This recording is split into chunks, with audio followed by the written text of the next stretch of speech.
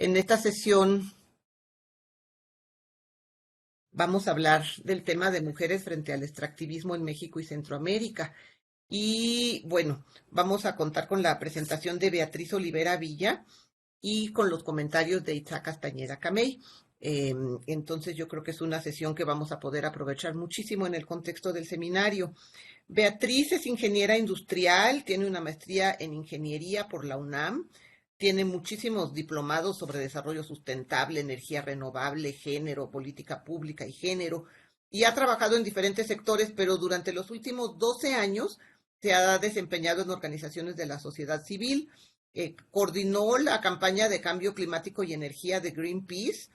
Para Oxfam estuvo en la campaña Crece para América Latina y Caribe, y también ha sido investigadora en Fundar, Centro de Análisis e Investigación, en el programa de Territorio, Derechos y Desarrollo. Y actualmente es integrante del Grupo Regional de Género y Extractivas, o sea que tiene como el perfil que necesitábamos para complementar esta sesión, y también es participante de la Alianza Mexicana contra el Fracking. También actualmente es directora de la Asociación Civil Engenera, Energía, Género y Ambiente, y es doctoranda en Desarrollo Rural en la UAM Xochimilco. Somos semicolegas porque yo hice esa maestría, ya el doctorado me fui a otro lado.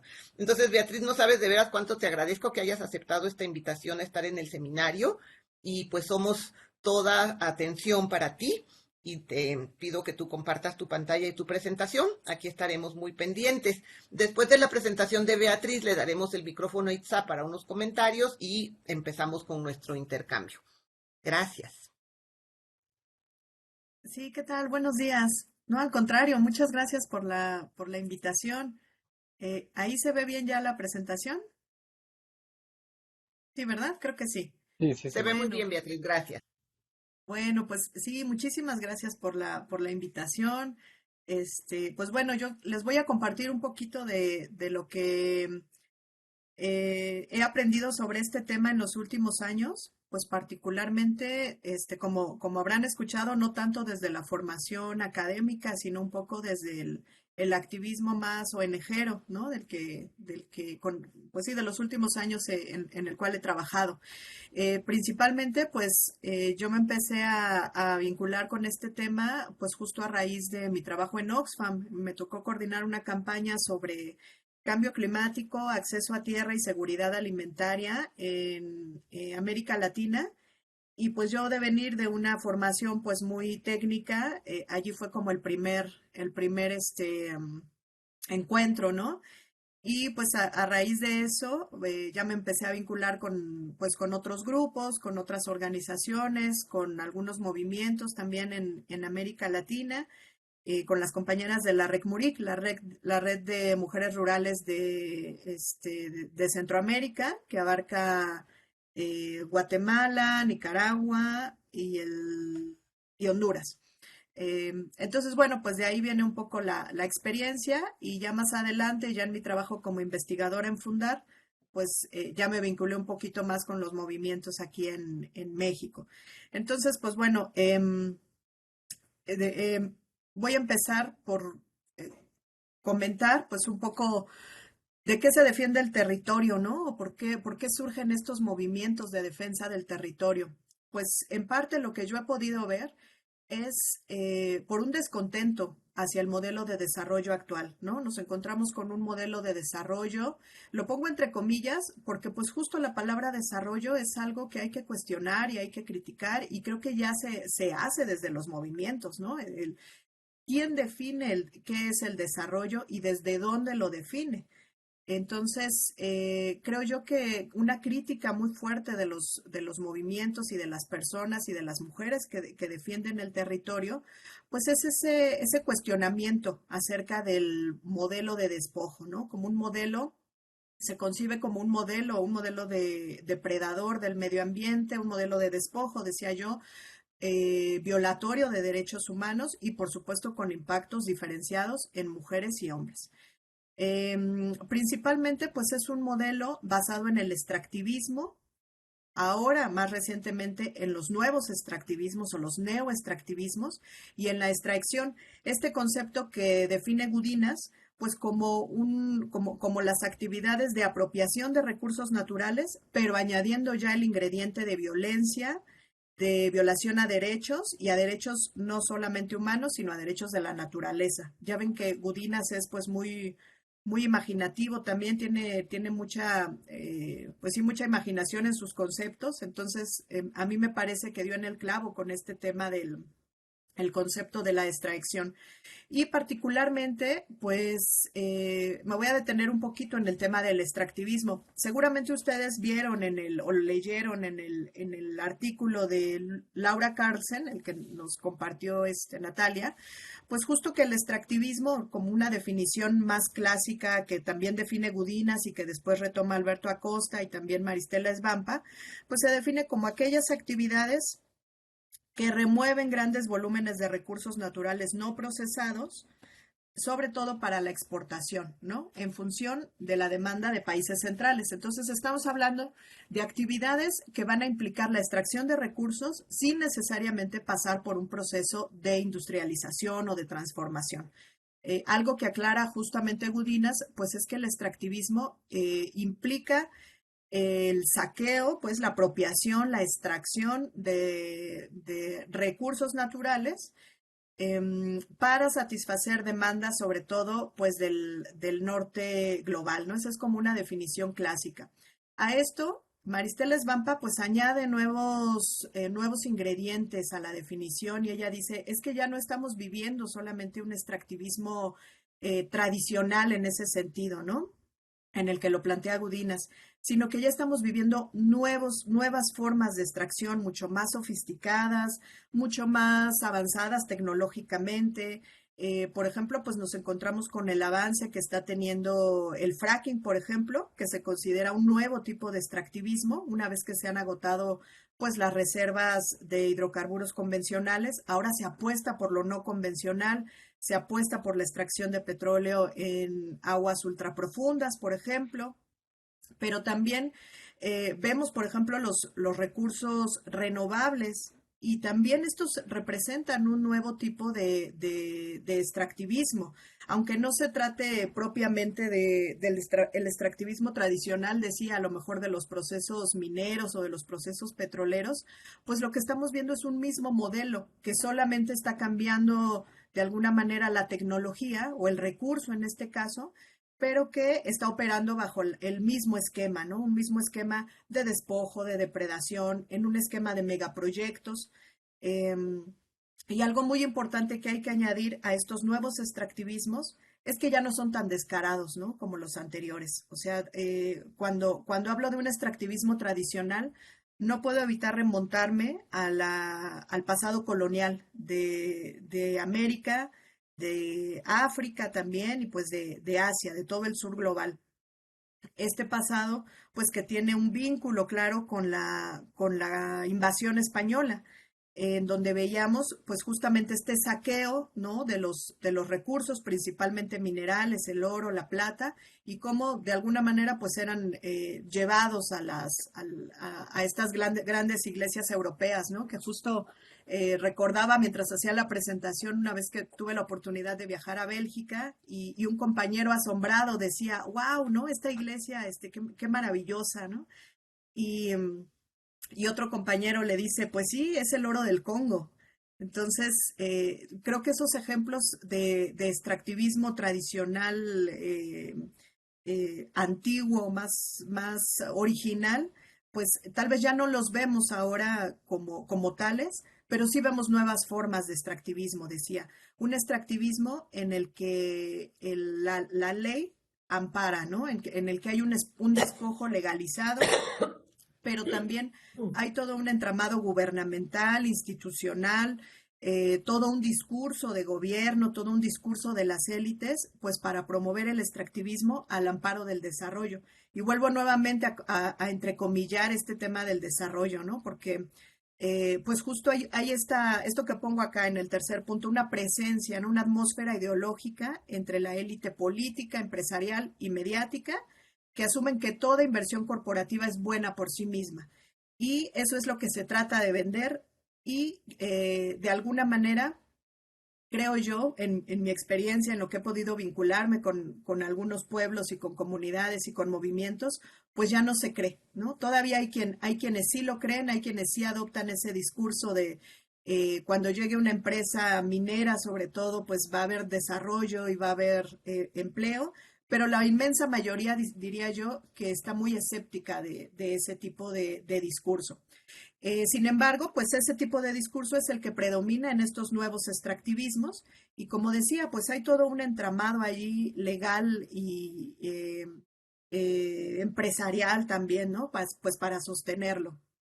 Em, en este mapita, yo lo que trato de hacer de alguna manera, pues es poder dar algunas pistas sobre el tema del extractivismo, ¿no? Apostarle un poquito más algunos autores y algunos aspectos teóricos del extractivismo. Seguramente ustedes conocen los papers de David Harvey, que ha hablado muchísimo acerca del extractivismo y de esta acumulación por desposesión, este enfoque marxista que él pone y que él describe, pues básicamente señala que esta actividad se relaciona y tiene su corazón y su origen en la acumulación por desposesión, en la acumulación por despojo de los bienes comunes, de la tierra, del agua. Ahora lo vemos con los recursos pues renovables, ¿no? El sol, el viento, etcétera. Entonces, creo yo que la raíz justo del extractivismo pues es esta idea de Harvey, que es la acumulación por desposesión o por despojo. Y de ahí pues se desprenden varios aspectos interesantes. Seoane en 2012 señala que incluso pues hay una ofensiva extractivista en toda América Latina. Y me parece muy interesante ese hallazgo porque justo en este documento de Laura, su apellido se me va un poquito, Cárcel, Laura cárcel. Carlsen, ajá, pues justo lo que ella señala es que es como a raíz de este Tratado de Libre Comercio de Centroamérica, que coincide, pues claro, ¿no? Coincide con el TLCAN en México, pues se da justo esta ofensiva mucho mayor, esta avanzada del extractivismo, pues justo para extraer estas materias primas que puedan ser de alguna manera, pues, que puedan satisfacer estos mercados, ya sea del norte, ya sea de Estados Unidos o ya sea de la Unión Europea. Entonces, Seoane le pone un nombre a esta oleada, ¿no? De tratados, de cambios en los entramados legislativos. Por ejemplo, en México, pues podemos ver cómo cambió la ley minera a raíz del Tratado de Libre Comercio con América del Norte, cómo se flexibilizaron pues los requisitos ambientales, cómo se otorgaron concesiones mineras hasta por 100 años, ¿no? Se puede hacer eso a través de la ley, cómo se flexibilizaron también incluso los temas fiscales, de impuestos, cómo se dio preferencia por el uso de agua y de tierra a las empresas. Entonces es muy claro cómo esta ofensiva ocurre en toda América Latina, ¿no? Y es una ofensiva pues extractivista, como bien la llama Seoane.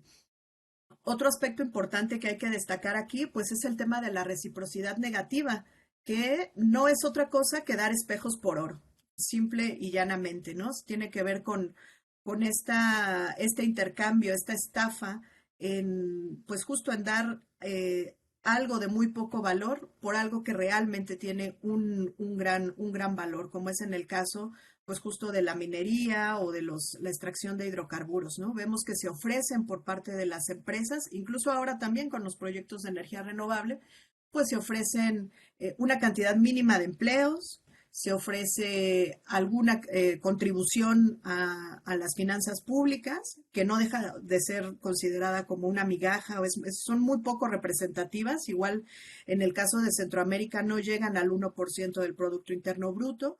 Entonces, pues lo que encontramos es justo eso, un saqueo, una obtención de una riqueza mayúscula y a cambio pues dar estos espejos, ¿no? Estos espejos por oro, dar estas escasísimas contribuciones.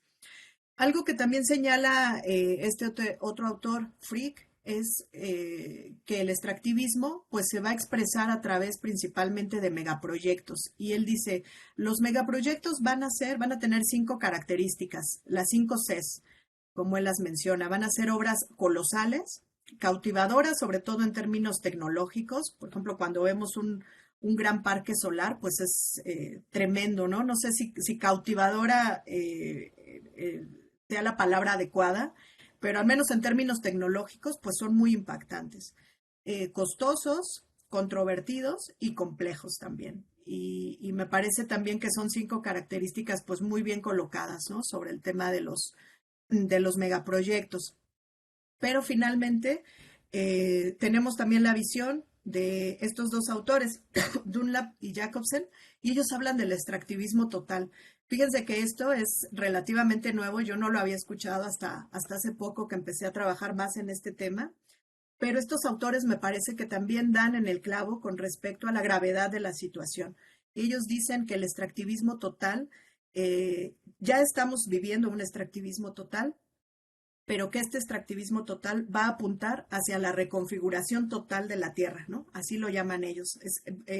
Estamos viviendo ya una reconfiguración de todo, ¿no? En aspectos económicos, en aspectos ambientales, en aspectos sociales. Y lo que señalan es que justo este extractivismo total está apuntando hacia allá. Tienen una visión mucho más pesimista, diría yo, pero pues también creo que de alguna manera retratan la gravedad de estos proyectos extractivos que estamos viviendo.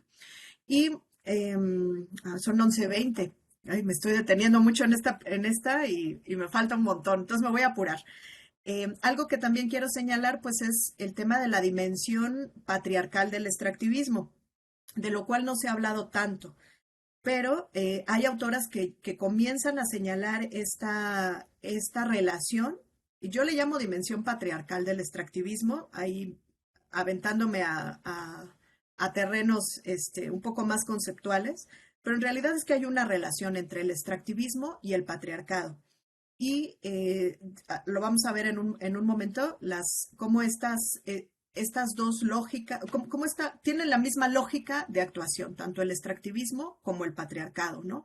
Al favorecer procesos de desposesión, de despojo, y al hacer una relación entre el cuerpo y el territorio. Pero ahorita lo vamos a platicar con más detalle. Ante esto, ante todos estos impactos y esto que llaman el extractivismo total, Dunlap y Jacobsen, yo rescato y es con lo que me gustaría, en lo que me gustaría tal vez profundizar un poco más, que no este aspecto pesimista solamente, sino en las resistencias que vienen desde los pueblos, ¿no? Las resistencias comunitarias, la desobediencia, justo estas propuestas también que tienen los pueblos, desde los pueblos indígenas, comunidades y en particular las mujeres, desde las apuestas por los feminismos, por el feminismo comunitario, el feminismo decolonial, los feminismos indígenas, y finalmente, pues todo este activismo que se hace para la defensa del territorio y que viene propiamente, pues desde los pueblos, pero también, como decía, desde las mujeres. Entonces, voy a continuar porque siempre me detengo mucho en esto de explicando cómo veo yo al extractivismo, ¿no? Pero bueno, eso no es lo relevante. Hay un mundo desigual para las mujeres, eso es bien sabido, bien estudiado. Sin embargo, yo aquí nada más les quiero dejar algunos datos que me parecen muy relevantes justo para entender por qué un megaproyecto va a impactar de manera diferenciada a mujeres y hombres. Uno, pues es el tema de la tierra. La titularidad está sobre todo en manos de hombres, ¿no? Lo que dice el RIMISP es que más del 80% en toda América Latina de la tierra, pues está en manos de hombres. El otro tema, pues, es el tema del trabajo, el trabajo invisibilizado. Las mujeres rurales casi triplican el trabajo registrado por los varones, que, bueno, el de las mujeres es 48.55 horas semanales, mientras que los hombres apenas 19.57 horas. Y en lo que respecta a la población indígena, pues este trabajo es 4 veces mayor, el de mujeres indígenas, que el de hombres. En cuanto al trabajo invisibilizado, me parece también sustancial este trabajo que está haciendo el INEGI en México y pues este dato es muy relevante. En esta estadística del INEGI, pues se refleja que el trabajo invisibilizado de las mujeres o sea, el trabajo de labores domésticas y de cuidados, imagínense ustedes, representa el 24.2% del Producto Interno Bruto, mucho mayor pues al de la industria manufacturera, la construcción o la minería, que es de apenas 4.4%. Entonces, ahí están las dimensiones, ¿no? De la desigualdad. Otro aspecto que me parece relevante señalar, pues es el tema de la participación política, sobre todo la participación política en los espacios que se han destinado para la participación política en las zonas rurales, por ejemplo, las asambleas. Me refiero a asambleas agrarias, asambleas ejidales. Eh, Principalmente, pues en este tipo de espacios, las decisiones en torno a la tierra, pues son principalmente tomadas por los hombres.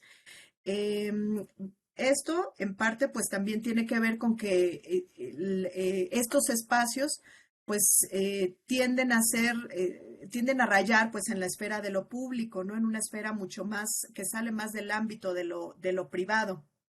Yo lo que he podido observar, y lo digo sobre todo con base en mi trabajo de campo del último año, allá en San Luis Potosí, pues es justamente que las mujeres en las asambleas tienen una participación un poco más marginal. No estoy diciendo que sea así en todos los casos, estoy diciendo que en general lo que yo he podido observar en San Luis, en Oaxaca, en algunas partes también de Guerrero, pues es justo eso, que la participación de las mujeres incluso eh, tiende a ser, eh, tienden a ser, desde mi perspectiva, casi espacios de anonimato, donde las mujeres no toman la palabra en muchos casos. Para empezar, asisten pocas a las asambleas, no todas toman la palabra. Cuando lo hacen, los hombres se voltean, los aplausos tardan en llegar para las mujeres, suelen hacer algún tipo de participación un poco más corta, más concisa.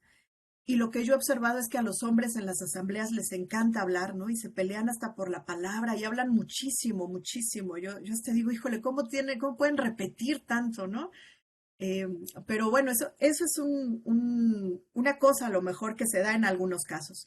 En otros casos también es cierto que las mujeres están tomando la palabra y el liderazgo. Eso también es cierto. Pero creo yo que en la mayor parte de estos espacios de las asambleas, tanto ejidatarias como agrarias, pues todavía siguen habiendo pues mucha desigualdad, ¿no? Todavía hay mucho, hace falta la participación de las mujeres.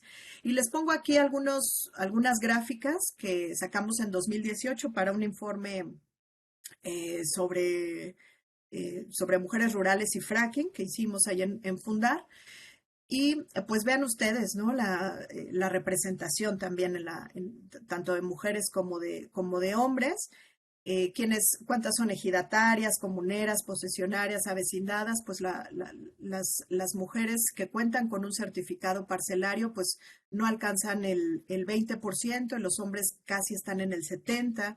Las que son representantes por entidad federativa en México, pues vean ustedes todas las grafiquitas moradas de la derecha, un poquito apenas arriba del 20%, en el caso de mujeres, y en el caso de hombres, pues ahí sí es un poco más del 80%. En las mujeres que ocupan cargos, ¿no? Cargos como representantes en comisariados ejidales, pues sí ha habido un poquito más de participación de las mujeres, va creciendo, pero por ejemplo vean el cargo de presidentas, ¿no? Hasta 2018 pues apenas era un poco más del 5%. O las mujeres que son representantes de los comisariados ejidales, de los consejos de vigilancia también, como presidentas, pues no llegan al 10%. Entonces ahí, indudablemente, en las decisiones en los espacios de decisión donde se van a discutir las cuestiones relacionadas con la tierra, en esos espacios oficiales de participación política, digámoslo así, pues ahí falta todavía la participación de las mujeres. No obstante, lo que repito, yo he visto más en mi trabajo de campo, pues es que hay otros espacios de participación política y que son espacios muy, muy, muy valiosos, muy importantes, donde están las mujeres. Uno de ellos, pues, tiene que ver con el ámbito espiritual y cultural, en particular con la iglesia también, con las iglesias, con los vínculos que se hacen con las iglesias y con las unidades familiares. Voy a explicar esto a través del caso que estoy investigando allá en la Huasteca Potosina. Es un caso en el que estoy trabajando sobre cómo mujeres y hombres participaron en la resistencia para defender su territorio frente al fracking. Y las fotos que ustedes ven aquí, la que es de una manifestación, eh, pues créanme que no es una manifestación, es una peregrinación. Es una peregrinación a la que convoca la iglesia de allá de una comunidad que se llama Tanlajas. Y a través de este espacio, de esta, pues sí, de esta institución como es la iglesia, y le hice una entrevista al padre, el padre me comenta, ¿no? Y también varias personas con las que estuve platicando, pues me comentaron cómo desde la iglesia, desde los sermones, desde la interacción con las escuelas de pastoral, con la catequesis, cuando llegó la amenaza del fracking, pues todos empezaron a platicar del tema, ¿no? Y se empezó a hablar sobre los derechos de la naturaleza. Coincidentemente, pues con el tema, esto ocurre justo en el marco este Laudato Si, el documento que saca el Papa hace algunos años. Entonces dio el pie, tal cual, el contexto para empezar a hablar de los derechos de la naturaleza, del cuidado de la naturaleza en el territorio desde la iglesia, ¿no? Hubo ese contexto. Y pues justo el padre allá convoca a una peregrinación, ¿no? Él dice, vamos a salir tal día para defender el territorio, para decir que no queremos el fracking aquí en la Huasteca. Y ese mismo día el municipio también convoca una movilización, ellos sí, una movilización para poder defender el territorio. Entonces, aquello que era una peregrinación también era una movilización y desde las familias dijeron, pues tú vas a la peregrinación, yo voy a la movilización. Al final, pues fue exactamente lo mismo. Y les puedo decir que esta movilización que se dio allá en la Huasteca ha sido la única vez que la gente, los pueblos indígenas, son más del 95% comunidades nahuas y tenec, población indígena, ha sido la primera vez y la única que han salido a marchar, a protestar por algo, ¿no? Y ha sido la movilización más grande en todo el país para detener el fracking. Entonces, allí estaban las mujeres, allí participaron las mujeres, decía, desde la unidad familiar, desde la iglesia y desde la parte más espiritual. La otra foto que ustedes ven aquí es de compañeras que están en una danza previa a una asamblea que se realizó allá en 2016 en Gilitla también. Entonces, ellas dando un poco esta parte espiritual, ¿no? Me decían que el sentido de esta danza, pues es justo que haya buenos resultados, que la gente no se pelee, que lleguen a una buena discusión. Entonces, ese es el otro ámbito también donde están las compañeras mujeres.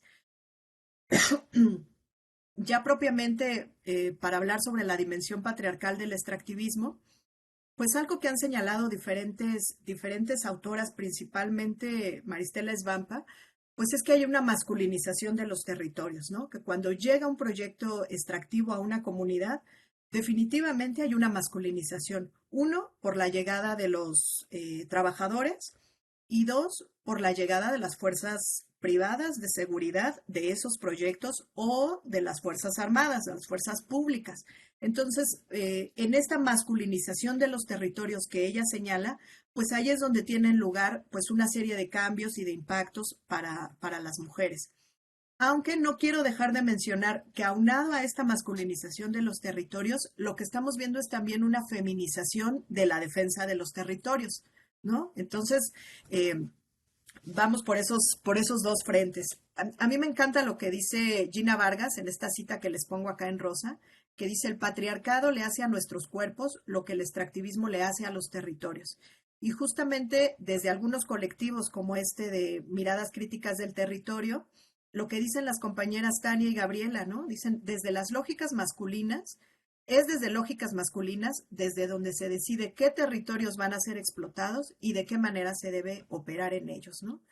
Entonces, otro ingrediente que se añade también a este vínculo entre el patriarcado y el extractivismo, pues es la violencia, por supuesto, que viene a ser el modo de expresión pues justo de estos proyectos, ¿no? De estas represiones incluso que se llegan a dar con la masculinización de los territorios.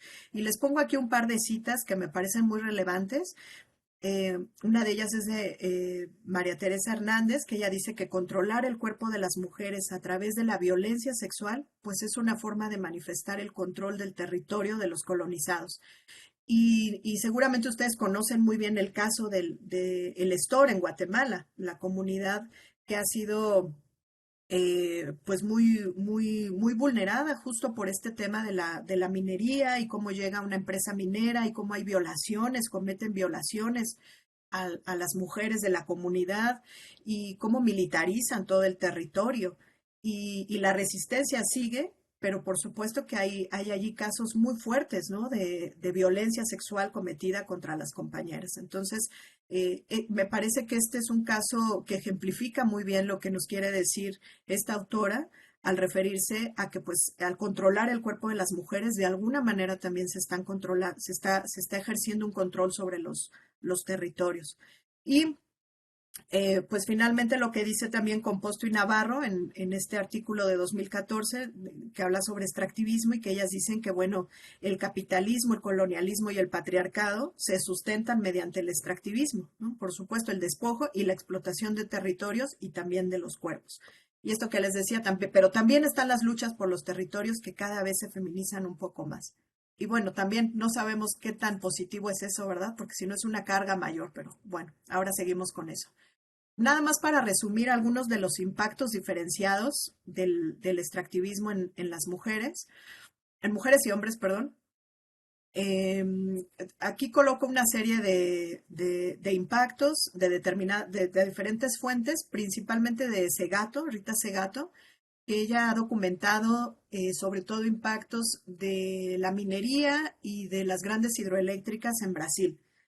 Entonces, ella lo que dice, pues, es que hay una intrusión al medio, a las comunidades, por aventureros, ¿no? Les llama aventureros, justo estas personas, estos trabajadores eventuales, etcétera, que llegan a comunidades sin referencia a las normas y que tienen un impacto disruptivo en la vida comunitaria y en la vida doméstica. Entonces ella habla también de que hay ocupación de territorios mediante prácticas de gangsterismo, ¿no?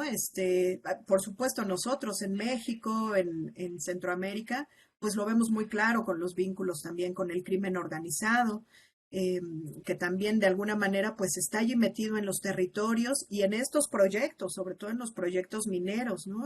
Tan es así que en México contamos con una policía minera, una policía encargada pues justo de cuidar estos intereses de la industria minera en grandes proyectos, dada la participación del crimen organizado en este sector. Pero bueno, esa es otra historia. Continuando con el tema de los impactos diferenciados, también otras cuestiones que se documentan, pues son los concubinatos, concubinatos interétnicos, disruptivos para las reglas comunitarias, la violencia doméstica, la atracción de las mujeres para obtener servicios sexuales y promoción de la prostitución. Yo este tema lo vi sobre todo en Salaverna, allá en la comunidad en el municipio de Mazapil, en Zacatecas, donde antes pues pasaban ustedes por el camino principal de Mazapil y pues era un camino más rural. Y hace unos años que estuve por allá, casi de manera, ¿qué será? No voy a decir que en cada esquina, pero tal vez sí cada 3 esquinas, habían bares, ¿no? Cantinas.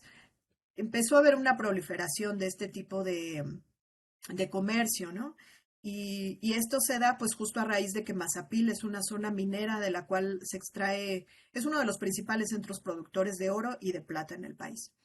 Entonces, bueno, eso por un lado, también hay mayores probabilidades de que las mujeres sean contagiadas por alguna enfermedad de transmisión sexual. Esto se ha visto sobre todo en el norte y en Argentina, en eh, campos cercanos a donde se realiza fracking.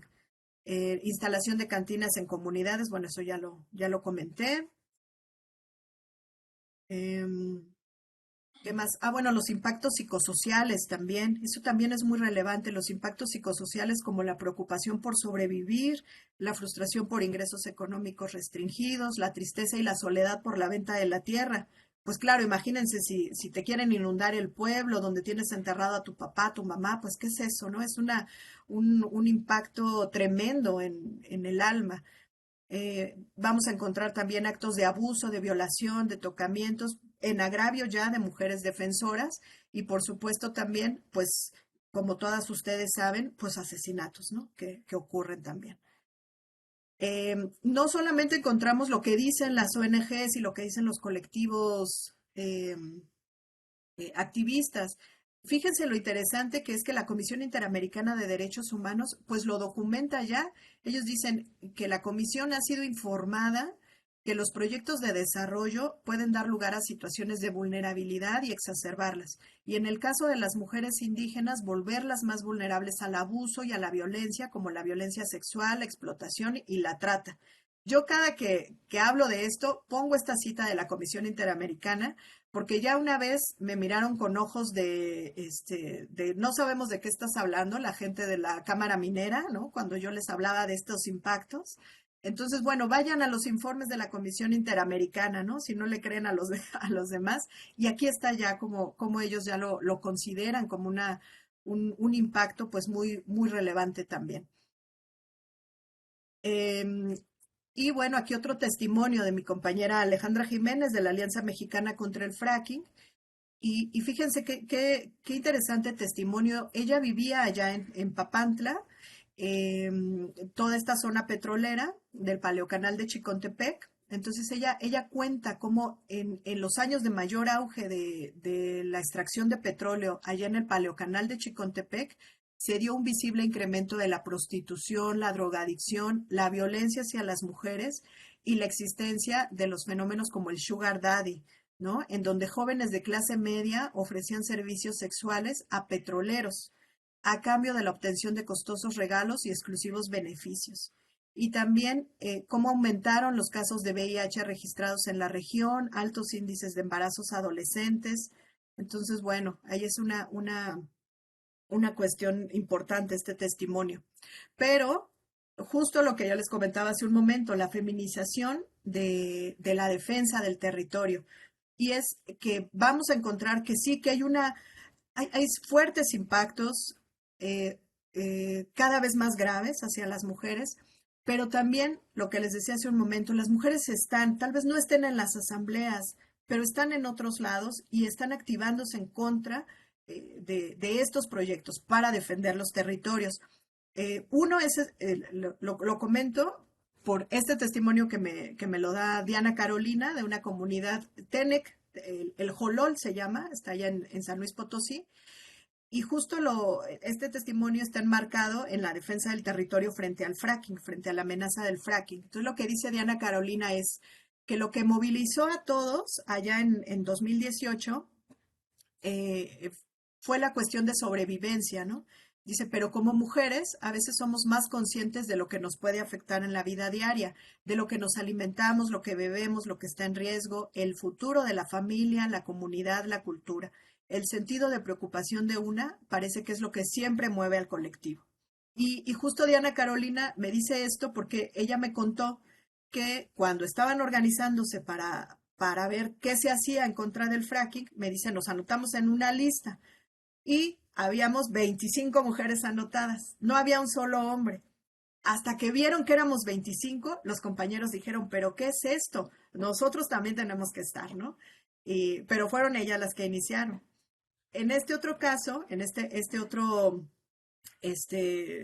testimonio, me lo cuenta Rodrigo, Domingo. Domingo fue presidente municipal de Tanlajas y él me dice, fíjense, yo estaba en Valles y me hablan unas compañeras de la presidencia diciendo que acababa de pasar una camioneta de Pemex rumbo a Barrancón, custodiadas por el ejército. Dos de las compañeras más aguerridas que se van. Los hombres no quisieron entrarle porque le tenían miedo al ejército.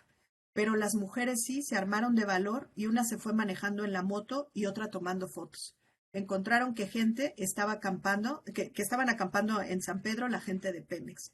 Y esas fotos a las que se refiere Domingo son las fotos que mostraron la evidencia de que Pemex ya estaba en el territorio, ya llevaba una camioneta con explosivos y estaba a punto de iniciar pues la exploración para realizar fracking en la zona. Entonces, por supuesto, aquí también pues podríamos hablar del papel riesgoso en el que se colocaron o colocó la situación a las mujeres, porque los hombres al no querer entrar, pues ellas tuvieron de alguna manera que ir, ¿no? Ahí va otra vez el papel de riesgo, la carga del cuidado también que tenemos, pero bueno, de eso comentaremos más adelante, creo yo. Entonces, bueno, hay diferentes roles de las mujeres en los procesos de defensa. Todavía tengo unas láminas, yo creo que estas últimas, Natalia, y ya si quieres para dar pie a la conversación, porque ya me llevé 45 minutos. A mí me gustaría que pasaras lo de Nicaragua, que es importante Ah, ya que muy bien. estamos en el Sí, seminario de Centroamérica, ¿sí? claro que sí. Sí, pues bueno, el rol de las mujeres, yo lo he definido como en cuatro aspectos, ¿no? Uno, vamos a encontrar a las compañeras visiblemente en todos los procesos de defensa, como voceras, con liderazgo político, con incidencia. También las vamos a encontrar sosteniendo los procesos, es decir, organizando todas estas actividades desde las actividades de apoyo, quién da de comer en las asambleas, quiénes acompañan en la marcha, ¿no? Todas estas actividades de sostén en los procesos de defensa en la investigación, también en la documentación, en la defensa legal, por supuesto, desde la academia, que me parece que también se hace un trabajo importante, también sirviendo como puente con otras ONGs, con financiadoras, para que puedan tener recursos para movilizarse. Ese es otro rol. Y el último, creo yo, desde estos ámbitos que les contaba, ¿no? Los ámbitos de participación más, que sí es una participación política, pero que se da en otros espacios, no en los espacios de las asambleas, sino en los espacios espirituales, en los espacios más religiosos, en la unidad familiar, etcétera. Y bueno, para terminar un poco con este tema de las mujeres frente a estos proyectos, justo en el grupo con el que estoy colaborando, que es el Grupo Regional de Género y Extractivismo, nos dimos a la tarea de poder, eh, pues a través de estudios de casos que ustedes vieron, México, Perú y Nicaragua, pues poder de alguna forma comprender cómo la pandemia de la COVID-19 había o estaba impactando en estos territorios con las compañeras mujeres que de por sí ya estaban haciendo una labor de defensa. Entonces, pues sabemos que hubo los ataques a las personas defensoras, en particular a las mujeres, no cesaron. En el caso de Nicaragua fue muy grave porque hubieron nuevas barreras a la participación política y social de las mujeres, adicionales a las que ya se tenían. Y aquí, pues yo no puedo, voy a contar un poco estas láminas, aunque quien las hizo fue mi compañera Hazel. Hazel trabajaba para el Centro Humboldt, que como ustedes saben, pues al Centro Humboldt le han quitado el permiso para laborar allá en Nicaragua. Entonces, pues le perdimos el rastro a Hazel porque la última vez que me contestó me dijo, el gobierno nos ha estado siguiendo,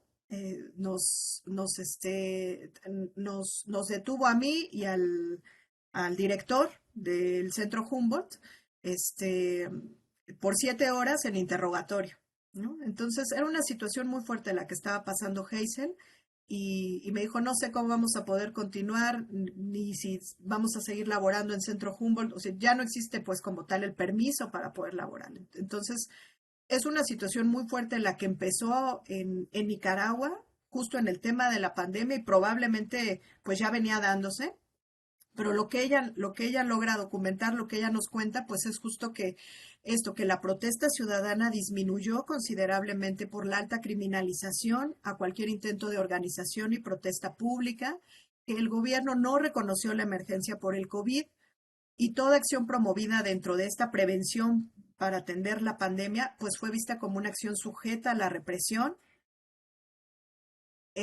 Algo también que vivimos también en México en algunas zonas, pues fue que los negocios locales, estas abarroteras o como se llaman allá las pulperías, quebraron económicamente, muchas de ellas porque no les llegaban a comprar, porque porque se temía que la gente estuviera contagiada, ¿no? O cuando había algún caso de sospecha de contagio, pues no se les compraba estos pequeños locales que, como ustedes saben, pues van al día.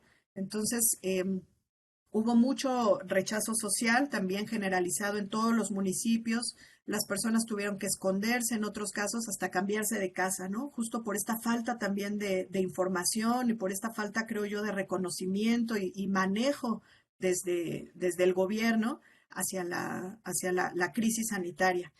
Ella nos cuenta también que hubo suspensión de la entrega de medicamentos a mujeres con enfermedades crónicas, la imposibilidad de adquirirlos en farmacias privadas por falta de recursos económicos, entre otras cosas. Que la violencia se incrementó, la violencia hacia las mujeres, al igual que creo yo, en todos los países, al menos en América Latina. El 47% de las mujeres que afirmaron sentirse mal o incómodas para permanecer más tiempo con sus parejas en casa manifestaron sentirse controladas, con menos autoridad en el hogar, invadidas en sus espacios, despojadas de su única recreación de la casa, por ejemplo, que era ver la televisión. Esto es una encuesta que Hazel preparó, que hizo con algunas compañeras allá en las comunidades cuando todavía pudo hacerlo, y este es el resultado de esa encuesta de mi compañera. Em, bueno, el caso de México ya no me voy a detener porque ya he hablado mucho de eso.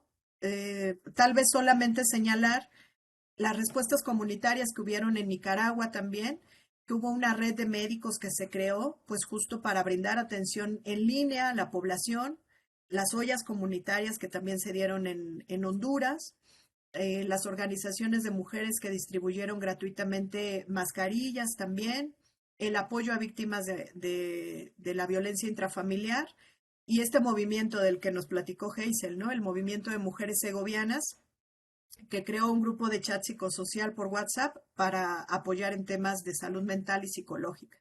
Entonces, bueno, pues este fue un primer esfuerzo por ese informe que ustedes vieron, pues justo por tratar de sistematizar y comprender un poco mejor cómo impactó este tema de la pandemia en estos contextos afectados de por sí por megaproyectos y por todo el extractivismo bueno, del que ya platiqué. Pues eso sería todo por mi parte. Muchas gracias. Espero no haberme comido mucho tiempo. Muchísimas gracias, Beatriz. La verdad que sí es todo un gran tema esto del extractivismo. Hay muchísimas cuestiones también documentadas específicamente sobre Centroamérica, pero este seminario pues es de México y Centroamérica y de geopolítica. Y yo creo que hay como un espejo, ¿no? Como una relación muy importante entre los distintos casos. Yo quisiera darle la palabra a Itzá. Itzá es actualmente la directora de equidad de género en el World Resource Institute.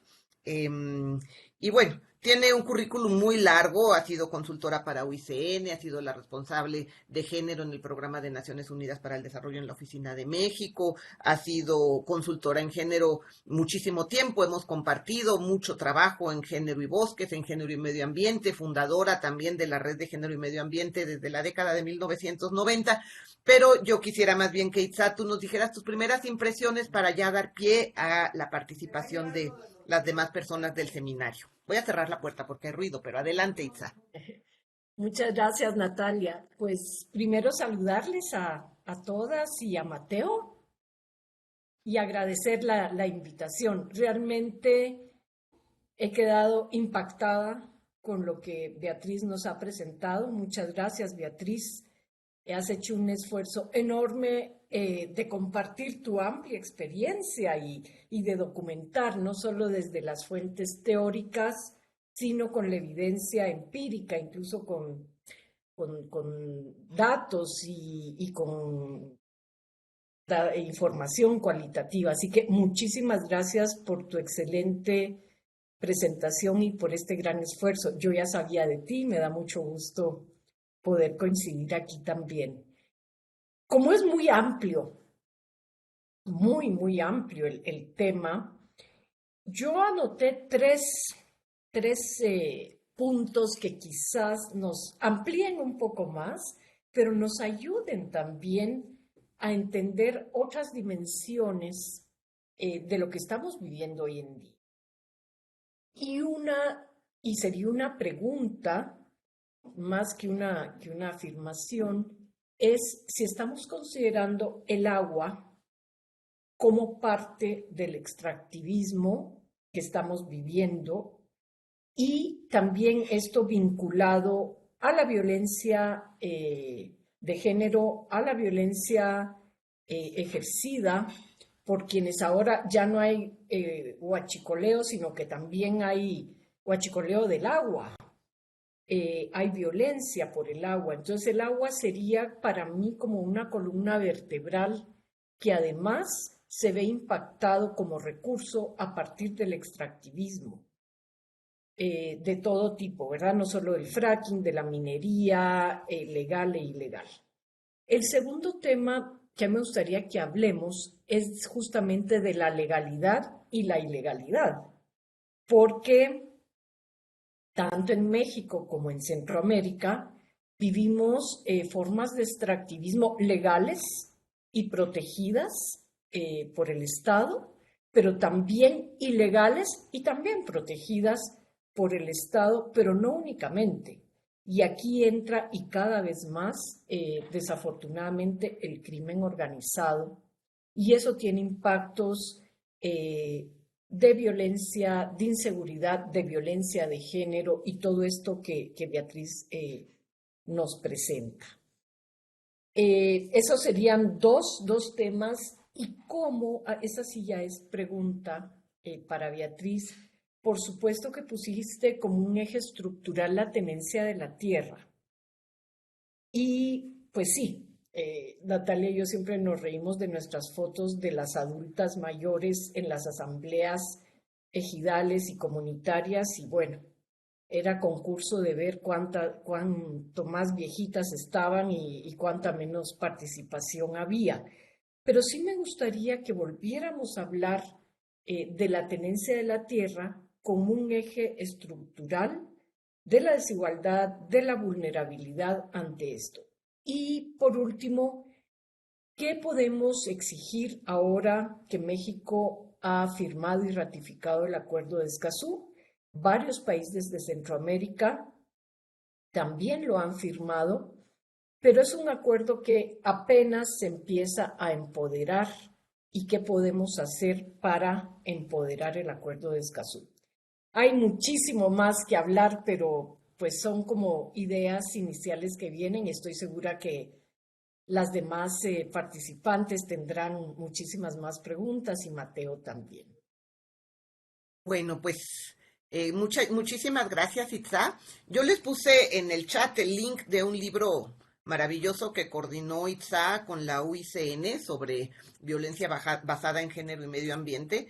De hecho, no es sobre Centroamérica. Hay algunos recuadros que hablan de Centroamérica, es una cuestión global, pero que realmente tiene casos que yo creo que ilustran muchísimo la gravedad de este problema que está increciendo, ¿no? Entonces yo ahorita sí les pediría que ya fuera que levantaran la mano, aunque prefiero que lo pongan en el chat porque me cuesta mucho trabajo estarles dando seguimiento, si estar pasando de la imagen de personas a la... Entonces, si alguien quiere participar, ahorita pues puede simplemente abrir el micrófono porque no hay lista y si no, pues se van anotando aquí en el chat sobre lo que quieran decir antes de volverle a dar a Beatriz la palabra.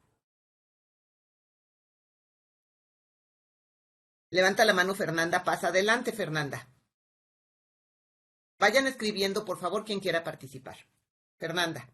Sí, gracias. Pues muchas gracias, Beatriz. Me parece espléndida la presentación. Es, como dice Itza, haces una enorme síntesis, además, justamente articulando aspectos cuantitativos con aspectos cualitativos, ¿no? Yo no tendría o sea, como que creo que ahí se fue, nos diste el panorama completo y me parece sobre todo interesante porque no es muy fácil trabajar la dimensión de género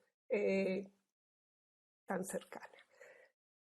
Me gustan también las preguntas de Itza porque precisamente había pensado en la cuestión de lo del agua. Y lo había pensado en términos de este extractivismo, que no es el extractivismo clásico de minería o hidrocarburos, sino este otro extractivismo del que también nos menciona Gudinas, que está dado por los proyectos agroproductivos, ¿no? Que también justamente las granjas de cerdos, eh, las berries que ahora estamos llenos en el país, todas estas producción industrial de alimentos para exportación para el mercado mundial. Por eso se habla de estos proyectos como proyectos extractivistas, que lo que se extrae es agua, ¿no? O sea, lo que se está vendiendo justamente, o sea, lo que se va con las berries es agua, lo que se va con la carne de cerdo es agua, ¿no? Lo que se va con la carne de res es agua. Entonces, esta es como otra de estas dimensiones. Y quería como mencionarlo por ahí, porque creo que esa es una de las formas, ¿no? En donde entra esta extracción de agua convertida como mercancía, ¿no? Pues bueno, el extractivismo lo que hace es que construye, mercantiliza todos los bienes de la naturaleza, ¿no? Los convierte en mercancía y los manda al mercado mundial. Entonces, bueno, como quería mencionar por un lado eso, después también quería mencionar este asunto de estos corporativos, ¿no? O sea, como la dimensión corporativa del extractivismo, o sea, que hay que mencionarla, ¿no? Están estos corporativos que imponen su lógica sobre el territorio, imponen su territorialidad, porque lo que hacen es justamente construir este control sobre el territorio, sobre las vidas y demás. Y estos corporativos que con esto que mencionabas tú de la responsabilidad, la responsabilidad social o la responsabilidad ambiental, empresarial, corporativa, reproducen las condiciones de género, ¿no? Entonces, entran los corporativos y entonces sí van a tener proyectos con la comunidad y entonces tienen el grupo de costura para las mujeres, el grupo de huertos familiares para las mujeres, o sea, como nuevamente, no solamente vuelven a reproducir y mantener estas relaciones de género, ¿no? Y lo vemos, o sea, cuando estudiamos, cuando miramos, digamos, tanto las granjas, como las berries, como la minería, no sé en el caso del fracking, me parece que no en el caso del fracking, pero incluso las eólicas, cuando llegan estos corporativos, lo que hacen es tener, digamos, estos proyectos hacia las comunidades, ¿no? Y por eso generan un montón de conflictividad. Y sucede aquí y sucede en Centroamérica.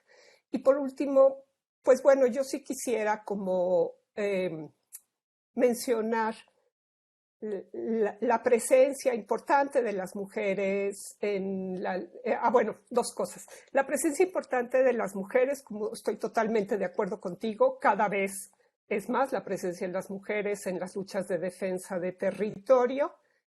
Lo vemos sobre todo, bueno, luchas de defensa de territorio que están impulsadas desde comunidades campesinas indígenas, y que pues no es solamente aquí en México, tenemos los casos de la lucha en Honduras, ¿no? Tenemos casos en Guatemala importantes, bueno, Crisanta es una de las grandes luchadoras contra, o sea, que fue de las primeras, ¿no? Mujeres públicas, ¿no? Que se pronuncian contra la minería. Entonces, bueno, pues sí están ellas, pero algo que me parece como importante es cómo bueno, es que no participen mucho las mujeres en otros espacios, por lo menos aquí en México. Las mujeres campesinas, indígenas, pues sí, pues porque además vienen de pues de esta forma de tenencia de la tierra hiperpatriarcal, ¿no? Que fue elegido. Que, bueno, pues que los derechos sobre la tierra se le dieron a los jefes de familia, ¿no? Y a las mujeres las mujeres fueron ignoradas. Entonces, cuando, ay, sí, pero es que elegido, y yo digo, elegido, pues elegido fue también terrible, ¿no? O sea, impuso una cierta forma de organización en torno a la tenencia de la tierra que excluyó a los jóvenes, que excluyó a los avecindados, que excluyó a las mujeres, o sea, como... Y yo creo que la participación, no en todos lados, pero la participación de las mujeres en esta lucha de defensa del territorio que se ha activado justamente a partir de estos, pues de los megaproyectos, algunos extractivistas, otros no son extractivistas, como las carreteras o los puentes o las presas, ¿no? Estos en algunos lugares ha permitido, digamos, que las mujeres cuestionen políticamente las propias formas de organización comunitaria, ¿no?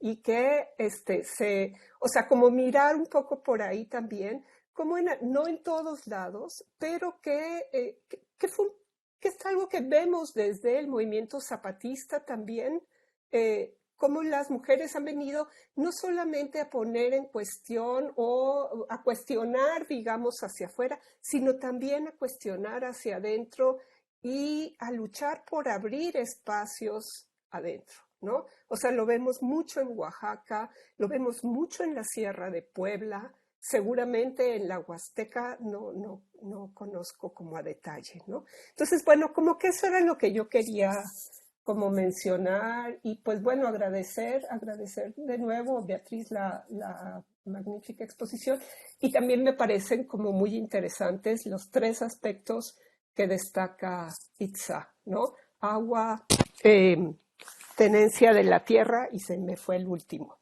Y extractivismo legal e ilegal, ¿no?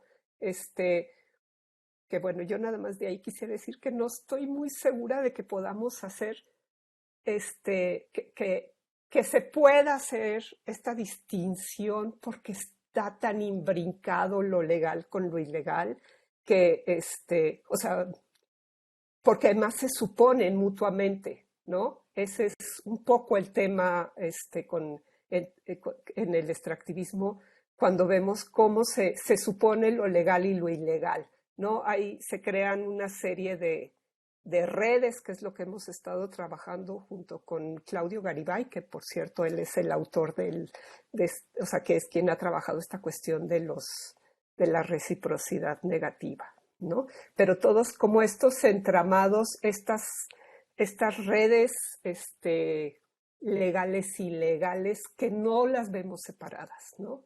No sé tú cómo la ves, Beatriz, en tu experiencia. Yo por lo menos en la mía como que las veo implicadas, ¿no? Pero bueno, gracias, perdón, fue ponencia alterna. Muchas gracias, Fernanda. Vamos a darle la palabra a Cristina Pirker. Hola, pues muy buenas tardes aquí, muy buenos días. Cristina, se ve que estás en las tierras frías. Sí, aquí ya está empezando el otoño, bueno, ya empezó hace rato. Te dejamos de escuchar, Cristina. ¿Me escuchan? Ahora sí. Ah, porque sí. No, digo que sí, aquí está como más frío, pero bueno, ya vamos. Bueno, me parece muy interesante la Beatriz, muy clara. Y yo tengo sobre todo algunas preguntas como a partir de la experiencia, de las investigaciones que tú has hecho, ¿no? Lo primero, bueno, a mí me parece muy interesante y me gustó que, o sea, justo esta introducción teórica que hiciste, ¿no? Y me llama la atención también que, bueno, por el mismo tema tuyo, me imagino, que digamos, la definición de extractivismo que tú planteas sí parte como de la definición, digamos, tradicional, ¿no? De extractivismo o qué son las actividades extractivistas y que yo siento que hoy en día se usa de repente de manera muy inflacionaria el término extractivismo, ¿no? O sea, se habla también, por ejemplo, del turismo como de repente una actividad o un área, digamos, actividad que también, digamos, es extractivista. Se habla, no sé, del extractivismo académico, o sea, lo usamos, yo también uso a veces este término, ¿no? Para plantear esta relación también nociva que podemos tener como académicos, académicas con las comunidades, etcétera, ¿no? Pero yo de repente sí, o sea, como que tu presentación sí me hizo pensar que a lo mejor este uso inflacionario del concepto le quita mucha claridad analítica. O sea, me gustó justo de tu presentación que te estabas como enfocando en una definición muy clara de extractivismo como actividades que extraen de alguna forma recursos, ¿no? O sea, aunque hoy en día sean otros recursos, digamos, que sea, digamos, una apropiación de comunes, no tangibles tan fácilmente, etcétera, no como el aire, etcétera, pero sí está como muy ligado a ese tipo de actividades. Y entonces mi primera pregunta sería, ¿qué opinas tú de este uso como múltiple, ambiguo, amplio del término de extractivismo? Si no es mejor hacer, bueno, lo que tú estabas haciendo, como decir, bueno, busquemos otros términos para hablar de otras de estas otras múltiples formas de explotación, ¿no? De comunidades, etcétera, y destinamos el término de extractivismo poco al extractivismo histórico y esos derivados, ¿no? Esa sería como mi primera pregunta, ¿no? La segunda está un poco ligada también a lo que planteó Itza y Fernanda y tiene que ver con el tema del papel de las comunidades afectadas y el divisionismo que genera la actividad, o sea, la llegada de estas empresas, de las corporaciones, del mismo Estado, digamos, que promueve o acompaña, digamos, a estas empresas porque yo creo que sí es un problema no resuelto, ¿no? O sea, o sea, cómo la llegada de estas empresas, pues sí genera o profundiza, diría yo, muchas veces conflictos y divisiones, digamos, de clase, de género, étnicos, religiosos que existen en las comunidades, ¿no? O sea, yo creo que hay un poco esa idea de que las comunidades son como grupos cohesionados, idílicos, etcétera, hasta que llega como el Estado o la empresa, es un poco como una ficción, ¿no? O sea, una ficción política que funciona para el trabajo político, pero que en la realidad, en términos analíticos, creo que inhibe justo observar cómo estas empresas privadas o también los agentes del Estado aprovechan divisiones preexistentes y conflictos existentes, ¿no? Para ahí cooptar ciertos grupos, ¿no? Que pueden ser grupos políticos, que pueden ser grupos de varones, ¿no? En contra de las mujeres, etcétera, ¿no?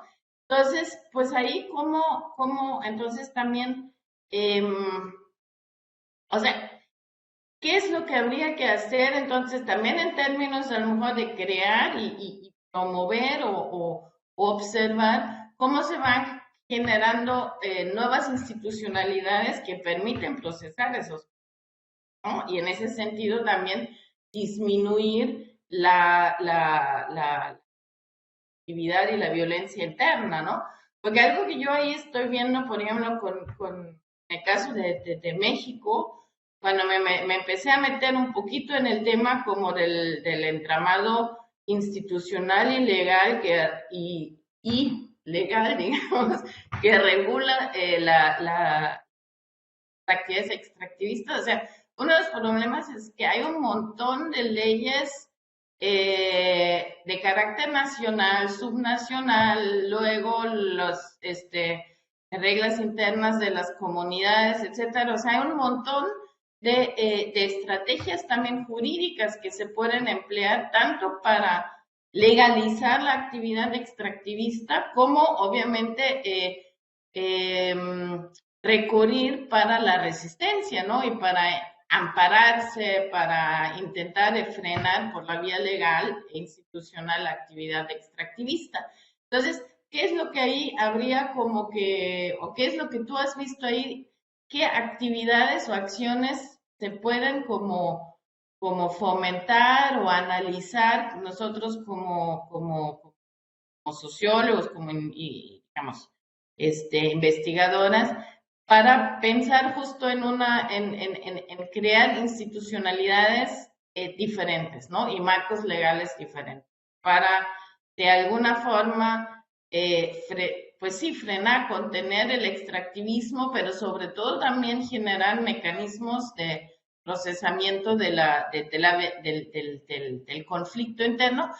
Obviamente estoy completamente de acuerdo y consciente de lo que dice Itza y también Fernanda, de la existencia de los actores ilegales, ¿no? O sea, de los actores, digamos, que están por encima y al margen de la ley y que imponen decisiones. O sea, este es otro tema que ahí además está siempre presente, ¿no? Y justo mi tercera pregunta creo que también va un poco de lo que señala ya Fernanda respecto a la organización de las mujeres, ¿no? O sea, cómo se están construyendo otros discursos o otras formas organizativas por parte de las mujeres, ¿no? O sea, que efectivamente participan muchas veces mucho más en las luchas o las protestas contra la actividad extractivista, pero hasta qué punto eso también cristaliza en otras perspectivas, ¿no? O en otros discursos, o eso es más bien algo que desde la academia estamos buscando, viendo, etcétera, pero que en la realidad sigue siendo lamentablemente una cosa mucho más minoritaria. Es una pregunta, una duda que yo tengo, pues aprovechando que estás aquí, que tienes como más el panorama. Bueno, muchas gracias. Espero que me Gracias. hayan escuchado ahí en... Sí, sí se escuchó bien. Sí, Solo al principio se cortaba, pero luego se compuso. Vamos a ah, darle la palabra a Mateo, luego a Jimena y regresamos con Beatriz. Adelante, Mateo. Sí, gracias. Bueno, además, perdón, quiero poner un paréntesis. Además, Cristina Pirker tiene mucho frío porque hay una guerra en el mundo que los precios están yéndose al cielo. hablando del extractivismo, ¿cierto? Hablando de eso. Bueno, en fin, espero que no pase, no sea tan cruel la situación. Perdón. Em, eh, Bueno, no quisiera bombardear con tantas preguntas a Beatriz porque ya las preguntas que se han hecho son muy interesantes. Este, Solo agradecer la presentación. Creo que es muy relevante esta temática para este seminario y vale la pena bueno, encontremos la manera de darle continuidad a una temática como estas, seminario y que no quede nada más en la presentación de Beatriz, sino encontrar esos lazos que nos puedan permitir trabajar, ¿no?, de manera colectiva en torno a ello. Bueno, yo quisiera preguntarle a Beatriz, dije que no iba a bombardearla de preguntas, pero creo que sí lo voy a hacer. Bueno, dos cosas. Normalmente en la literatura más vigente, más actual sobre el extractivismo, y las luchas de los pueblos contra los proyectos extractivos se coloca porque así por la lucha misma, el tema del territorio en el centro, ¿no? El control del territorio y bueno, y todo lo que hay en el subsuelo. O sea, el territorio no nada más como una cuestión espacio que se ve empíricamente, sino todo lo que está, ¿no? Entonces, bueno, se ha puesto mucho énfasis en eso, ¿no? En la lucha por la defensa del territorio. Pero hay muy poca literatura sobre esto, por el tema del extractivismo. Creo que sí sería bueno pensarlo. Godinas y Marisela, todos ellos pensaban mucho el extractivismo en contexto de los progresismos, ¿no? Y por eso es que le llamaron neoextractivismo. Pero mi pregunta es, eh, eh, ¿cómo, digamos, el extractivismo, pienso yo, no solo está basado en la apropiación del territorio, que es lo que decía Fernanda, que me parece muy importante, el territorio del agua, sino México y Centroamérica tienen la característica también importante de que el extractivismo está basado en la renta de la tierra, por la riqueza de la tierra, pero también por la pobreza de la fuerza de trabajo, la mano de obra. Hay sectores donde es menos importante esto y hay sectores donde es más importante. Sectores como los berries y eso que mencionaba Fernández, sumamente importante la precariedad de la fuerza de trabajo, que son jornaleros y miles y millones de jornaleros. En la industria minera parecería que no, porque se habla de una industria súper automatizada, y lo es, pero también hay cientos de miles de personas trabajando ahí. Bueno, mi pregunta, Beatriz, es si tú consideras o crees que es importante pensar en estas luchas, pero también desde ese lugar en el que no se ha estudiado tanto, la verdad, que es el lugar de el mundo del trabajo, desde el mundo del trabajo precarizado, que es el que está subsumido a la lógica del extractivismo y parecen muchas veces, siento yo, desde la literatura del extractivismo se invisibiliza mucho, la verdad, y se empobrece mucho ese mundo que desde mi punto de vista debe estar vinculado también a las luchas por el territorio. No sé si, y bueno, con más relevancia en términos de género, o sea, cómo pensamos el género, el trabajo y el extractivismo. Bueno, no sé si tuvieras alguna consideración sobre ese tema. Y otra cosa que quisiera preguntarte es, a propósito de Gurdinas y toda esta literatura sobre los gobiernos progresistas, que por eso le llamaron neoextractivismo. Bueno, hoy estamos en una coyuntura que es diferente y todo, pero la pregunta es si el extractivismo toma ciertos matices diferentes con gobiernos, entre comillas, sociales de corte social, muy entre comillas, y está, si se, ¿cómo se dice? Si se calma el nivel de despojo, si los gobiernos progresistas, pero de esta segunda ola, léase, por ejemplo, en nuestra región, México, Honduras, incluso podrías pensarse ahí, Nicaragua, lo digo a los tres casos muy entrecomillados, ¿cómo se piensa el extractivismo desde esta lógica? O si más bien el extractivismo y la lógica económica está tan intensa y que más bien estos gobiernos han aplicado toda una política que en el fondo, en lugar de menguar el grado de despojo, en realidad están desarticulando los tejidos sociales para permitir una mayor entrada de estas inversiones. No sé, o sea, creo que va a ser muy importante en esta nueva ola de llamados gobiernos progresistas pensar cómo vamos a entender esto del extractivismo. No sé, Beatriz, si tuvieras alguna consideración sobre eso también. Muchas gracias por tu presentación y bueno, un abrazo a todas. Muchas gracias, Mateo. Jimena, vamos a cerrar contigo esta parte de las intervenciones. Hola, buenas tardes. A mí me gustó mucho la presentación de Beatriz. Y justamente, o sea, pensaba mucho como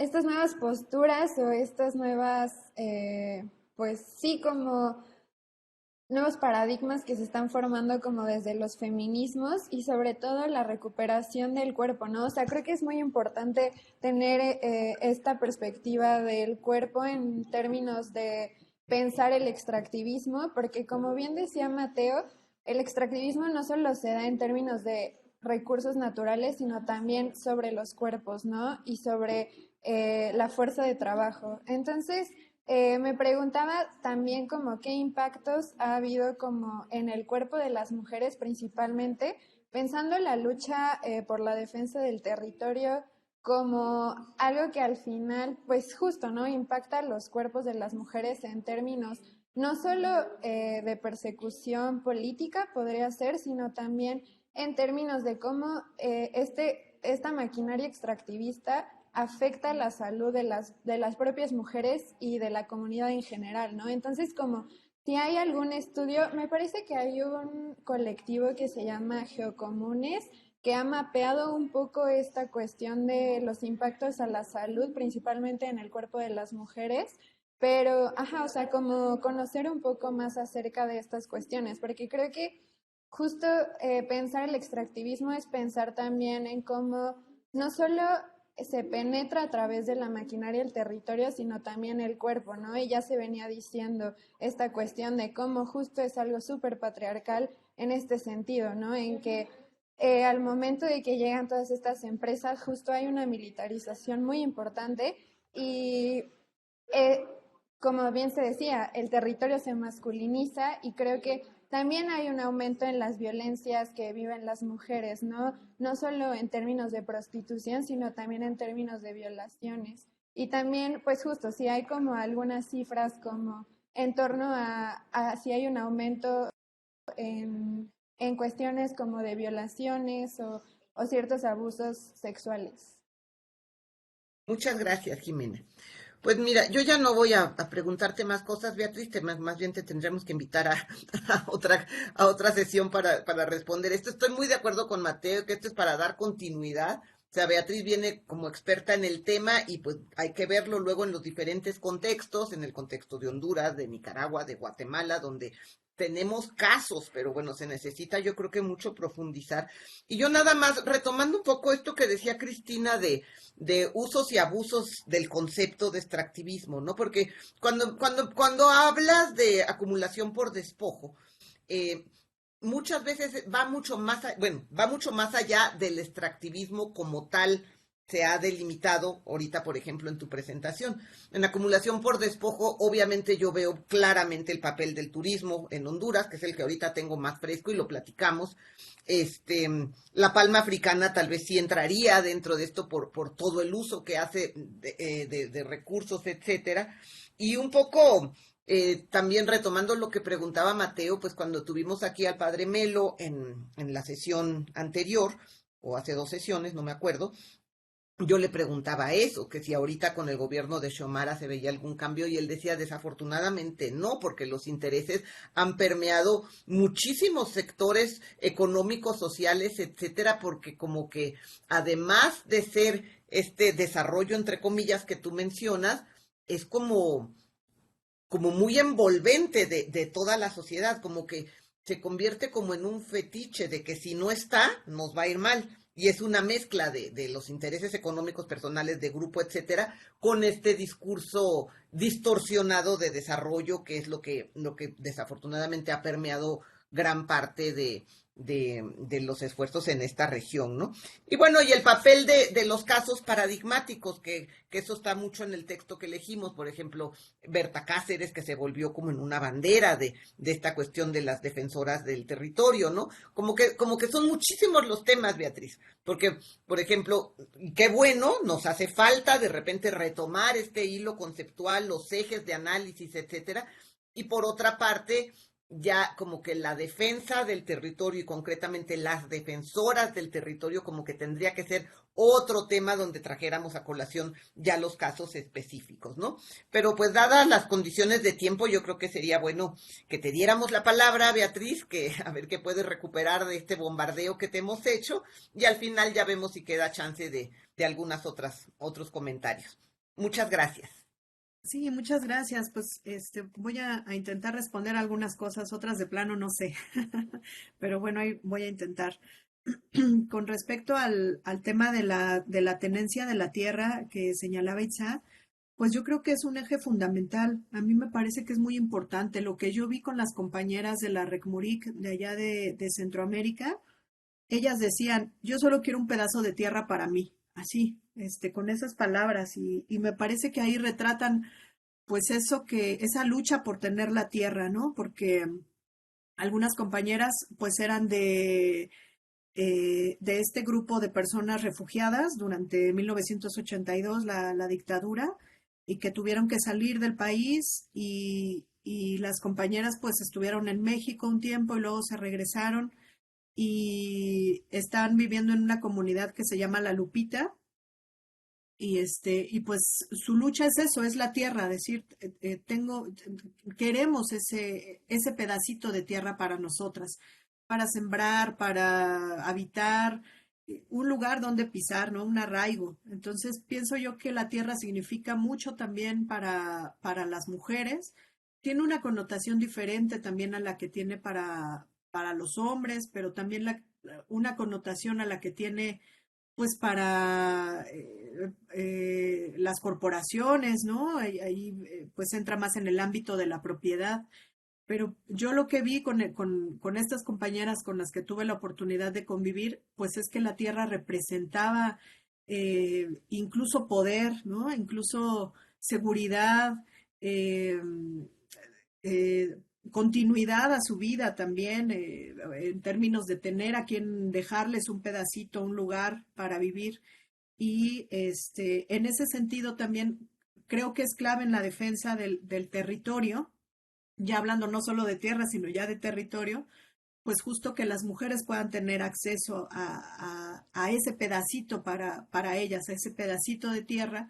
eh, Algo que yo me he aventurado a decir y que luego me corrige mi asesor de la tesis es que le digo que las mujeres no tienen tierra, no son dueñas de la tierra, sin embargo son las primeras que la defienden, ¿no? Entonces él me dice, no, no son amazonas, pero yo en muchos casos he encontrado que sí son amazonas, aunque no sea la generalidad, pero es que es curioso esa relación que lo que representa para las mujeres la tierra y el hecho de no tenerla, pues hace también que muchas la puedan, tengan esa garra para defenderla, ¿no? O para ser como estas compañeras que les comentaba, que toman la moto y dicen, ¿qué está pasando? A ver, ¿a dónde va esa camioneta llena de explosivos con militares? Y eso es algo que pues a lo mejor es un poco difícil de explicar, pero que siento que a partir de estos testimonios, pues sí, nos da un poco de más elementos, ¿no? Entonces, sí me parece que el hecho de que las leyes todavía no estén del todo, por ejemplo, en la ley agraria, o que sigan existiendo estos sistemas a través de los cuales a las mujeres no se les otorga tierra, porque eso también ha pasado en la Huasteca, en este trabajo que estoy haciendo, que me sorprendió mucho encontrar un caso de una compañera que me empezó a platicar de que su hija adolescente ya no iba a ir a la escuela. Me dijo, terminó la secundaria, pero ya escuela, pues mi marido dice que ya no, porque ella se va a casar, entonces ya no va a tener escuela. Eso fue hace 2, 3 meses, ¿no? Que me lo contaba la compañera Delfina. Y pues menos va a tener tierra, pues menos le van a heredar la tierra, menos un pedacito para ella, si se va a casar y ya no va a tener acceso a la educación porque se va a casar y ahí quien tiene que proveer es el marido, pues menos va a haber menos va a haber tierra si no hay educación. Entonces, siento yo que pues sí es un área muy importante de trabajo, o sea, todavía pueden se dan esos casos en el medio rural, también en la periferia, en las ciudades también, o sea, es una realidad con la que estamos topándonos. Entonces sí me parece pues que justo el tema de la tenencia de la tierra es una lucha actual, vigente y muy importante para la defensa del territorio. Y con respecto al tema de Escazú, pues sí, es un nuevo acuerdo Tú bien sabes, Itza, pues estás ahí con las compañeras, con Olimpia en el grupo con IAMEX.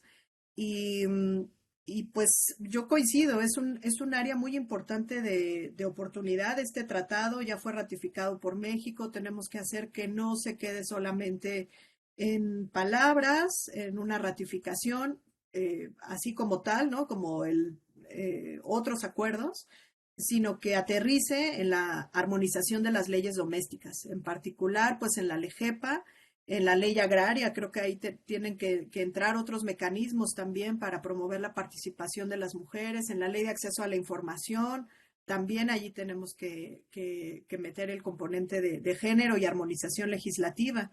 En el tema de justicia me quedo un poco corta porque no lo conozco tanto, pero sí me parece que ahora hay que caminar hacia la armonización legislativa. Tengo entendido que ya se presentó un paquete ahí en la Cámara de Diputados hace 2 semanas de varias iniciativas que se reforman. Entonces, pues creo que por ahí tenemos que seguir teniendo el tema del Acuerdo de Escazú muy presente.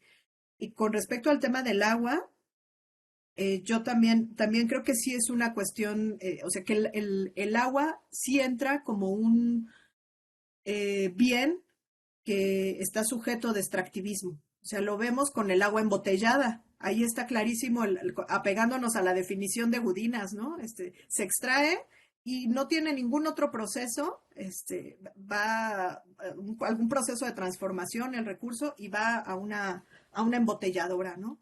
Pero además el uso que se hace del agua, el uso que se requiere para el fracking, para la minería, para los modelos de agronegocio.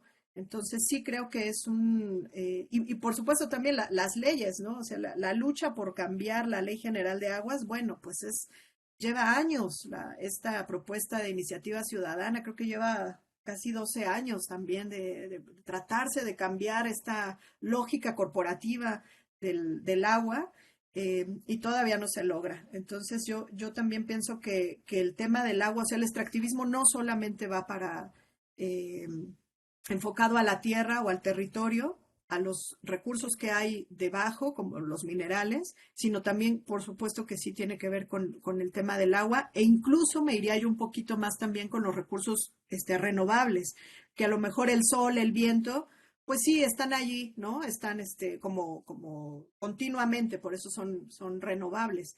Pero también se habla del extractivismo con este nuevo tipo de tecnologías, por los espacios, por las lógicas de despojo, también por los modelos de megaproyectos en los cuales se inscriben. Entonces, pues creo yo que sí es un tema amplio. Y justo me voy al uso de la palabra o del término, del concepto de extractivismo. Pues a mí me gusta mucho el tema como lo define Gudinas, me parece que es muy claro, ¿no? Incluso él es muy crítico cuando dice que no podemos hablar de industrias extractivistas. Dices, eso no es posible. ¿Por qué? Porque la industria, al meter el concepto de industria, estamos hablando de que hay una transformación en el lugar, no una transformación, en el lugar donde se extrae, ¿no? No en otro lugar, sino per se en el lugar donde se está extrayendo. Entonces, no hay que hablar de la industria minera, por ejemplo. Hay que hablar del sector minero, de las actividades mineras. Y en ese sentido sí me parece que su definición acota mucho, pues justo al uso del término. En ese sentido, a mí me parece que sí es pues un uso más sensato, ¿no? El del extractivismo, hablando únicamente como esta actividad de extraer sin transformar, sin otorgar un valor adicional a ese recurso, digámoslo así. No obstante, también el otro uso que se está dando a la palabra, por ejemplo, con el extractivismo académico, pues sí, yo diría que también sirve, ¿no? O sea, también nos sirve un poco para mostrar la gravedad de lo que no se debe hacer, ¿no? De la extracción per se. Pero sí, yo la verdad que me ciño un poco más a lo que dice Gudinas, me parece que es más acotado, más sustentado, mejor sustentado, y tal vez hablaríamos de las otras malas prácticas, pues como ejemplos de acumulación, de agravio, de desposesión, de despojo, ¿no? Tal vez ahí usaríamos otros conceptos, otras ideas, pienso. Em, y luego, bueno, pues, sí, el papel de las comunidades afectadas. Em, Fíjense que sí es bien cierto eso de que a veces tendemos a romantizar incluso a las comunidades y decimos, no, es que éramos felices antes, ¿no? Y cuando llegó la mina nos dividió. No, pues no, sí, coincido plenamente con lo que decía Cristina. Hay muchos conflictos en las comunidades preexistentes, pues sí, muchos pleitos entre familias, conflictos por la tierra también. Y lo que hacen luego estas empresas, estos agentes externos, pues es llegar a profundizarlos. Por ejemplo, me decía una compañera en el Istmo, allá en Tehuantepec, me decía que con la llegada de pues todos estos parques eólicos y los aerogeneradores, me decía que crees que se creó una nueva clase social. O sea, aquí teníamos ya nuestras clases sociales, ¿no? Teníamos la gente que podía pagar las fiestas, que eran los ricos del pueblo, y pues los que íbamos a las fiestas. Ahora con la llegada de los aerogeneradores, la renta, que algunas personas se las pagan mejor que a otras, pues se creó una nueva clase social. Ya están los dueños de esas tierras que antes no tenían dinero, ahora tienen ese dinero, crearon una clase, digamos que entre media y alta, y ellos son los que pagan ahora las fiestas, ¿no? Entonces, sí llegan a crear pues toda pues sí, llegan a cambiar la cohesión de las comunidades, o la vida, ¿no? Más bien en las comunidades. En otros casos, por ejemplo, ahora con el litio, entrevisté a una compañera de allá de Zaguaripa y me decía que están esperando los proyectos con mucha ansiedad, con muchas ganas. Me decía, es que aquí no tenemos trabajo, no hay, pero esperamos el proyecto, aunque sabemos que va a repercutir en el medio ambiente, que sí, que no hay agua, sí sabemos los impactos, pero ¿qué creen? Que los de la minera ya empezaron a regalarles zapatos a los niños de la escuela y no tenían muchos zapatos. Entonces, y además de eso, vienen a rentar. Entonces, mucha gente aquí ya está haciendo cuartos para poderles rentar a esas personas que van a llegar, porque ya vinieron a preguntar si vamos a rentar o no, si hay espacios, si hay cocinas para darles de comer. Entonces eso para ellos pues es una esperanza también. Entonces, bueno, pues es un tema con muchas aristas, ¿no? Me voy a apurar. Sí. ¿Qué más? Pues creo que me voy directo al tema del empleo. Yo creo que sí hace falta, esto que decía Mateo, sí hace falta estudiar un poco mejor desde el tema del empleo, las cuestiones laborales. Hay 300,000 empleos más o menos que otorga gente empleada en la minería. Son salarios más o menos, los que están dados de alta en el IMSS, son salarios medios, no diría que muy bajos, pero esos son los que están en el IMSS. Los que están contratados allá en las minas de carbón, o los que están todavía subcontratados, pues esos ganan muy poquito. Y además de los salarios bajísimos, el nivel de riesgo que caracteriza la Organización Internacional de Trabajo, por ejemplo, dice que la minería es una de las actividades, si no es que de las más riesgosas para los trabajadores, ¿no? Por las cuestiones de salud y pues ustedes bien saben con el tema del carbón. Entonces sí es un área que definitivamente hay que estudiar mucho más desde esa perspectiva, desde la fuerza laboral que mantiene, ¿no? Que está siendo explotada.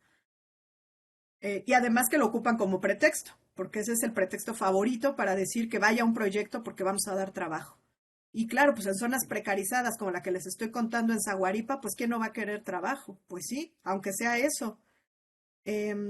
Y bueno, la otra pregunta sobre si el extractivismo es diferente, toma tintes diferentes con gobiernos progresistas. No, yo pienso que no. Creo que justo Gudinas y Acosta tienen un documento sobre eso, un análisis sobre el extractivismo en los gobiernos progresistas. Y yo coincido con eso. Pues lo vimos aquí con la campaña de Andrés Manuel, ¿no? El tema era recuperar el petróleo y la gente votó por eso también. Y sí, sí han habido cambios, no hay nuevas concesiones mineras aparentemente no hay fracking, pero eso se sostiene con alfileres. Esas son políticas que solo se sostienen con la voz del presidente. No hay un acuerdo, no hay un compromiso, no hay una ley.